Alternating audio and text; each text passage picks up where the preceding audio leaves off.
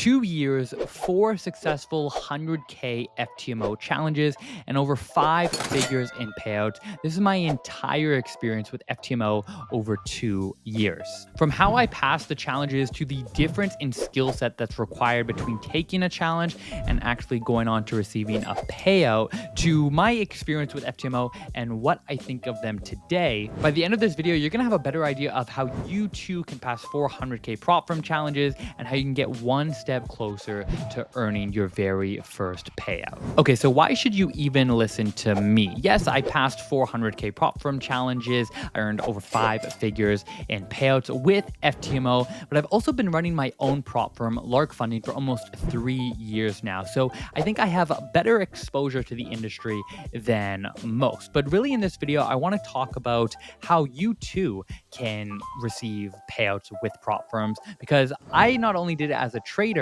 but I lived full-time off my FTMO accounts for 2 years without a single other source of income before starting my own prop firm. And I now see thousands of traders taking these challenges, and I know what makes the difference between passing and failing. Okay, so when it comes to my FTMO experience, I took my very first challenge in 2021. I believe it was November 20th, 2021, and there was a 30-day time limit on it, so I had to pass by December 20th, 2021. And fortunately, I did pass. Now, this was a really big moment in my trading journey because by 2021, I had already been trading for 4 or 5 years, and I really hadn't made any money. I didn't have any success. So for me, this was really a massive milestone because I also had quit my job at the time. I'd moved out from my parents' place. I had 12 months of living expenses in the bank, and I was just completely convinced that I was going to become a full-time trader. I knew the numbers, I knew the math, and I thought that this was actually going to be achievable. Unfortunately, it was. So how did I actually get there? Well, I took my very first challenge, which was a 100K challenge. How did I know that I was ready to take that challenge? I waited until I was consistently profitable for 2 to 3 to 4 weeks in a row, meaning I just wanted to end Friday when the market closed with more money in my trading account than what I started with on Monday. I am a huge believer in momentum, both in trading and in life. It's all about having momentum. If you're the best trader in the world, but you are having a little bit of difficulty, if you're going through a little bit of a rough patch, you're not going to want to take a challenge. So for me, having that momentum was absolutely critical. Now, at the time, there were 30-day time limits. So how did I actually pass this challenge? What I did was I leveraged my gains. You can still do this today if you want. Basically, the way it works is when you're up 2 to 3 to 4%, rather than risking just 1% a trade, start to increase your risk. So if you're up 4%, you could risk 3% on that trade. If it's a losing trade, you go back to risking 1%. The account is still up. It's not the end of the world. So you're still technically risk managed because you're not going to fail the challenge on this single trade. But if you risk 3% and you're up, say, 4%, depending on the risk to reward, you could actually pass the challenge. And that's really how I passed my challenges, 400K challenges, by leveraging my gains. Now, when it comes to FTMO specifics, I mean, they paid out in 2023 $75 million to traders. I really didn't have any complaints whatsoever with their platform, and they continue to be really an industry leader. The reason why I started Lark Funding was at the time, there were still time limits. So we launched without time limits, and I wanted some more creative programs, which we've done over the last 3 years. But if you're looking for some kind of juicy details in terms of my experience, it was very smooth. I don't have anything bad to say about FTMO. See, if you're watching this and you've never passed a challenge, you're probably just so eager and hungry to pass your very first one, as you should be. But once you do, I think you have to slightly pivot from being in an offensive mindset to a little bit more defensive. And this brings us to the topic of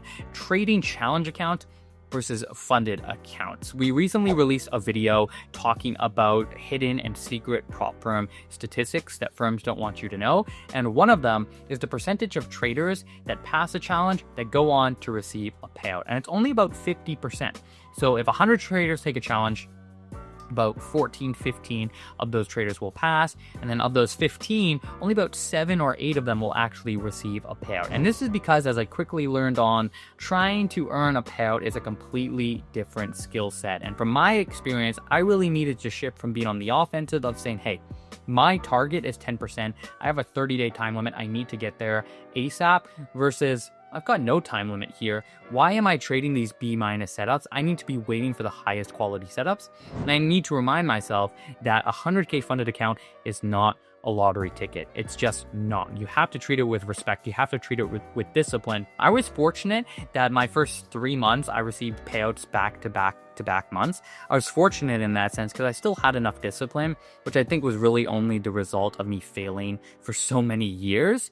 But I still fell into the trap of, shopping online for watches or shopping online for cars. Fortunately, I didn't make any stupid financial decisions, but I see it all the time. Traders get ahead of themselves, and this really brings us to the topic, right, of challenge accounts versus funded accounts. It's a different skill set, and I think once you get there, if you haven't yet, you have to approach it differently. You have to say, there's no time limit. Let me shift from being aggressive to being a little bit more defensive, waiting for those high quality setups and not rushing things, right? If it takes you a month to make 3%, or if it takes you a month to make 1%, who cares? There's no time limit. It's free money, essentially. Obviously, I got into trading for the same reason that most traders do, which is freedom, both financial and time, right? There's no cap on how much money you can make, and you have no boss. You can do it from anywhere in the world as long as you have Wi-Fi. It's incredibly liberating. But for me, again, this is just my experience. You could be completely different. For me, my trading takes less than an hour a day. So at 3 to 6 months after quitting my job, right, that excitement of, oh my gosh, I have nothing going on today, I can do whatever I want, kind of wore off. It got really boring. And it actually put, over those 2 years, a lot of stress on my trading because I only had 12 months of living expenses in the bank, which is still decent.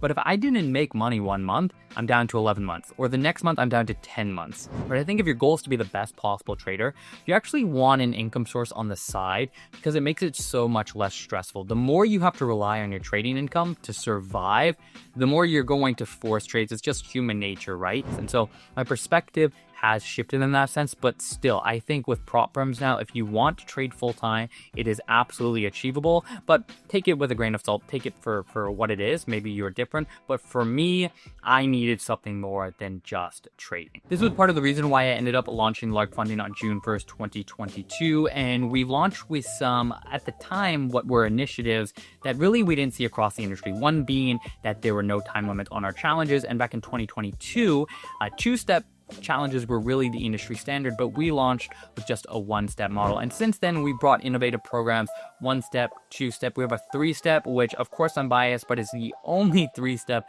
worth taking. But really, that's what led me to launching my own firm, because I needed something else and because I saw just how powerful prop firms can be for traders. But overall, when it comes to working with FTMO, my experience was great. If you have questions regarding their platform, regarding Lark's platform, regarding prop firms, or how I became a full-time trader, just drop them in the comments. I read all of them. And lastly, if you want to learn more for completely free how I did it, I've made a full course in a school community you can join down below. It's 100% free. There's hours of content, and again, you can learn for completely free. So if you made it this far, keep going.